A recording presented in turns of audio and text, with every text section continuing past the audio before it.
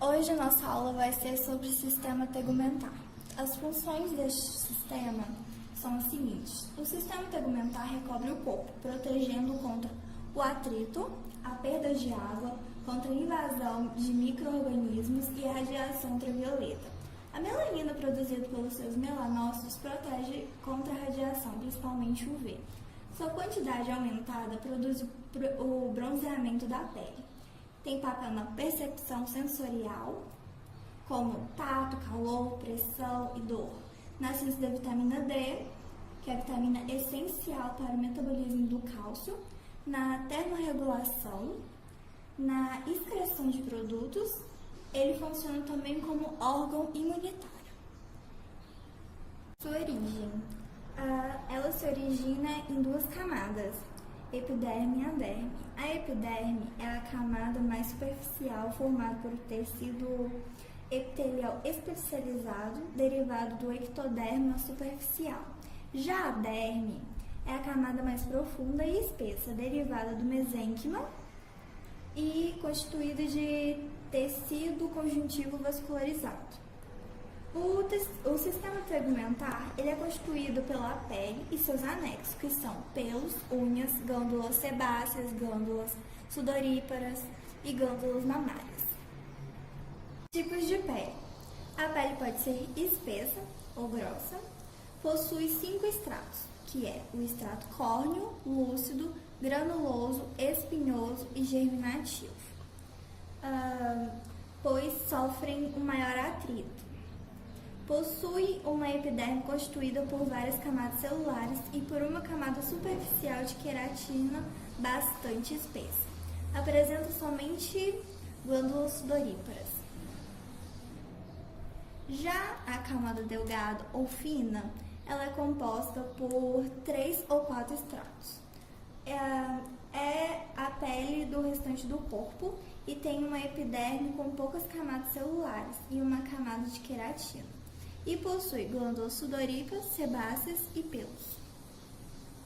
As células da epiderme, queratinócitos da epiderme. Os queratinócitos, eles são ligados finamente por uma camada de desmossomos que os ligam uns aos outros e são células mais periféricas. A sua principal função é a produção de queratina, que é uma proteína fibrosa que faz da epiderme uma camada de proteção. Os queratinócitos formam-se na base mais profunda da epiderme a partir de células que encontram sempre em divisão. Os queratinócitos são empurrados para a superfície da pele devido à produção de novas células por baixo deles, que vão formando queratina que eventualmente podem dominar o seu conteúdo celular. À medida que os queratinócitos se aproximam da superfície da pele, transformam-se em estruturas esqueléticas que pouco mais são que membranas com queratina. Milhões dessas células mortas são eliminadas por abrasão todos os dias, que permite a renovação total da epiderme com cerca de 35 a 45 dias, o tempo que medeia entre o nascimento de um queratinócito e a sua eliminação na superfície da pele. Em regiões da pele que são sujeitas à fricção interna, como por exemplo nas regiões dos braços e dos pés, a formação de células e a sua queratinização são mais aceleradas. Um atrito persistente, por exemplo, por um sapato pouco adaptado ao pé, provoca um engrossamento da epiderme com queratinócitos, denominando calo. Células de Langerhans. As células de Langerhans, elas são derivadas da medula óssea e compõem a imunovigilância cutânea. Ela tem a função de reconhecer, internalizar, processar e apresentar antígenos solúveis e aptenos presentes na epiderme e os linfócitos T. São células móveis e dendríticas com citoplasma claro e apresentam um marcador citoplasmático específico, que são os grânulos de Birbeck, que se originam dos processos de endocitose. Essas células representam de 3 a 6% do total das células da epiderme e são distribuídas da camada basal à granulosa, preferencialmente na posição suprabasal. Além de estarem presentes na epiderme, podem ser encontradas nas mucosas, no baço, timo e linfonodos e ocasionalmente na derme. Células de Merkel. As células de Merkel são derivadas das células-tronco epidérmicas e funcionam como mecanorreceptores de adaptação lenta em locais de alta sensibilidade tátil. Localizam-se na camada basal e unem-se aos queratinócitos por meio dos desmossomos. São mais frequentes em algumas regiões do corpo, como lábios e região da cavidade oral, pele pilosa, pele das mãos e dos dedos. Apresenta o núcleo oval, citoplasma claro com grânulos eletrodensos produzidos pelo complexo de Golgi, que contém os neurotransmissores relacionados com terminações nervosas no polo basal, formando o disco de Merkel. Os melanócitos são derivados da crista neural, que reside na camada basal ao longo da junção dermopidérmica. Nas colorações de rotina, hematoxilina e eosina apresentam citoplasma claro, núcleo hipercromático, pequeno, ovoide e arredondado. Eles são mais basófilos que os queratinócitos e não possuem desmossomos e contêm pigmentos na organela característica do melanócito, os melanossomos. Os melanócitos são responsáveis pela síntese de melanina, o principal pigmento da pele, cuja principal função é proteger a pele contra efeitos deletérios dos raios ultravioletas. Há um melanócito para cada 4 a 10 queratinócitos da camada basal.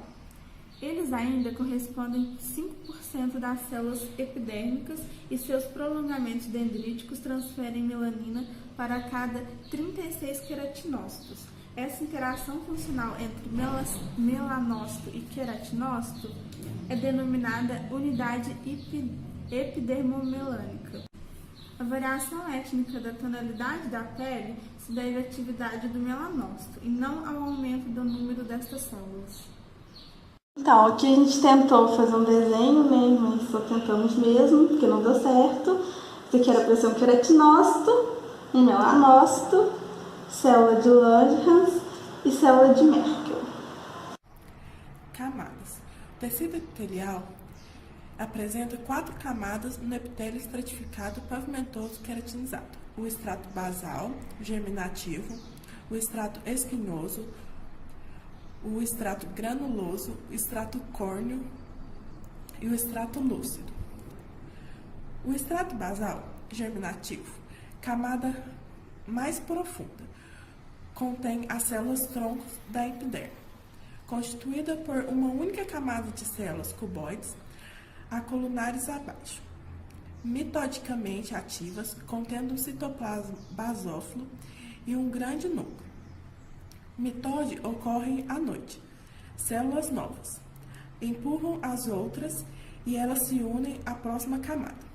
Elas começam a sintetizar os filamentos intermediários de citoquerina. As células estão aderidas à membrana basal por hemidesmossomo e as células vizinhas por desmossomos. O extrato basal, também os melanócitos e as células de Merkel. Essas células se diferenciam na vida intrauterina, a partir do ectoderma neural, mais precisamente nas células da crista neural. O extrato espinhoso é a camada mais espessa, formada por células cuboides ou achatadas, de núcleo central, que junto com o extrato basal forma a camada de Malpighi. São responsáveis pela renovação dos queratinócitos. Apresentam tenofilamentos intracitoplasmáticos que se ligam aos desmossomos. As células da camada espinhosa são mais cuboides e apresentam projeções citoplasmáticas que ancoram as células uma nas outras, dando resistência ao atrito. O extrato granuloso é constituído por 3 a 5 camadas de queratinócitos achatados. É uma camada superficial da epiderme, cujas células ainda possuem núcleo central, citoplasma carregado de grânulos basófilos, e suas células possuem também grânulos lamelares, contribuem para tornar a pele impermeável à água, impedindo a desidratação do organismo. As células da camada granulócita são poligonais, são achatadas e têm grânulos grosseiros em seu citoplasma, querato e hialina, que são precursores de queratina do extrato. Extrato córneo, camada mais superficial da epiderme, constituída por células eosinófilas, achatadas, mortas e sem núcleo, sem organelas e é repleto de queratina, denominado escampo. A derme tem origem mesodérmica, é um tecido conjuntivo de sustentação da epiderme, formado por uma trama fibrilar de colágeno, em torno de 75%, e elastina, 4%. Também é formado pelas células como fibroblastos, fibras estruturais, pelas células de Langerhans, mastócitos, responsáveis pela cicatrização de reações alérgicas, pela rede vascular sanguínea e linfática e por terminações nervosas, tanto aferentes quanto eferentes. Papilas dérmicas. Camada mais superficial, composta por tecido conjuntivo frouxo, rica em vasos e terminações nervosas, como corpúsculo de Menser e Krause. Papilas dérmicas. Camada mais superficial, composta por tecido conjuntivo frouxo, rica em vasos e terminações nervosas, como corpúsculo de Menser e Krause. As camadas papilas e reticular contêm fibras elásticas, o que dá elasticidade à pele. Nesta camada foram descritas fibrilas especiais de colágeno, que se inserem por um lado da membrana basal e, pelo outro, penetram profundamente na derme. Derme reticular é a camada mais espessa, constituída por tecido conjuntivo denso e contém estruturas derivadas da epiderme, incluindo glândulas, folículos pilosos e glândulas sebáceas. Ambas das camadas contêm muitas fibras do sistema elástico, responsável em parte pela elasticidade da pele, vasos sanguíneos, vasos linfáticos e nervos. Terminações nervosas. As terminações nervosas livres circundam os folículos pilosos e funcionam como mecanorreceptores. As terminações nervosas encapsuladas estão envolvidas por uma cápsula de tecido conjuntivo. São os corpúsculos de Menser, estão nas papilas dérmicas das áreas sem pelos, como os lábios, mamilos, os dedos, as palmas das mãos e a ponta dos pés. Os corpúsculos de Pacini, que estão nos dedos, nas palmas das mãos e nas pontas dos pés. Os corpúsculos de Ruffini e os bulbos terminais de Krauser. Funções. Temos o corpúsculo de Walter Pacini, que a principal função é para pressão. Temos o corpúsculo de Meissner, que é a percepção da pressão quando passamos ligeiramente a mão sobre alguma superfície, por exemplo. Temos corpúsculos de Krauser, que é receptor do frio. Temos o corpúsculo de Ruffini, que é para o calor. E temos as células de Mecher. São terminações nervosas livres, sensíveis aos estímulos mecânicos, térmicos e especialmente aos dolorosos. E eles não formam corpúsculos. Elementos de adesão dermoepidérmicos. Zona de membrana basal. É uma região onde a epiderme e a derme se encontram e engloba desde a membrana inferior do queratinócito basal, cristas epidérmicas, até a derme superficial e papilas dérmicas. Essa estrutura complexa é responsável pela adesão dermoepidérmica, sendo o suporte para a epiderme e serve como uma barreira semipermeável. Microscopicamente, são apresentados quatro compartimentos: hemidesmossomos, lâmina lustra, lâmina densa, sublâmina densa. Os hemidesmossomos funcionalmente semelham-se aos desmossomos. São constituídos por placas de adesão intracitoplasmáticas composta pelo antígeno pemfigoide bolhoso 1 e por plequitina. A lâmina lúcida é a porção superior, logo abaixo da membrana plasmática, cujos componentes principais são a laminina e a fibronectina, colaborando para a adesão entre a membrana das células basais e a lâmina densa. Abaixo desta, a lâmina densa é formada predominantemente pelo colágeno 4, sintetizada pelos queratinócitos. Surgem fibrilas de ancoragem que penetram na sublâmina densa, porção mais superior da derme. O componente principal é o colágeno 7.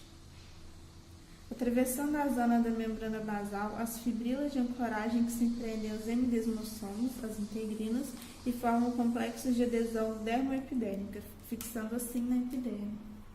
Anexos da epiderme. O folículo piloso ele produz uma estrutura maciça e queratinizada, que é o pelo, que é produzido por células especializadas na sua raiz, constituindo o bulbo piloso. Há músculo liso eretor e terminações nervosas sensitivas associadas. Os pelos desenvolvem-se dos folículos pilosos, são invaginações da epiderme na derme e na hipoderme. O folículo piloso é constituído por bainhas radiculares interna e externa, membrana vítrea, que corresponde à membrana basal, a bainha dérmica, onde há condensações de fibras colágenas. A bainha radicular externa corresponde aos estratos basal e espinhoso da epiderme, e a bainha radicular interna aos estratos granuloso e córneo da epiderme. Fixada a bainha dérmica e a derme papilar, há um músculo eretor do pelo de músculo liso. O conjunto das células que compõem a raiz do pelo é denominado matriz. As camadas externas do epitélio do folículo formam a bainha externa da raiz. Ela envolve várias camadas de células derivadas da epiderme, a bainha interna da raiz, constituída por 3 componentes: a camada de Henle, de Huxley e cutícula interna da raiz. Glândulas sebáceas. São abundantes no couro cabeludo e ausentes na palma da mão e na sola dos pés. Situam-se na derme, são glândulas exócrinas, alveolares, ramificadas ou lócrinas. Possuem ductos curtos de epitélio estratificado pavimentoso que desemboca no folículo piloso. O sebo é uma secreção oleosa, com ácidos graxos estéreis de cera e escânio, junto com o resto das células produtoras. Ele lubrifica a superfície da pele e do pelo, aumentando as características hidrofóbicas.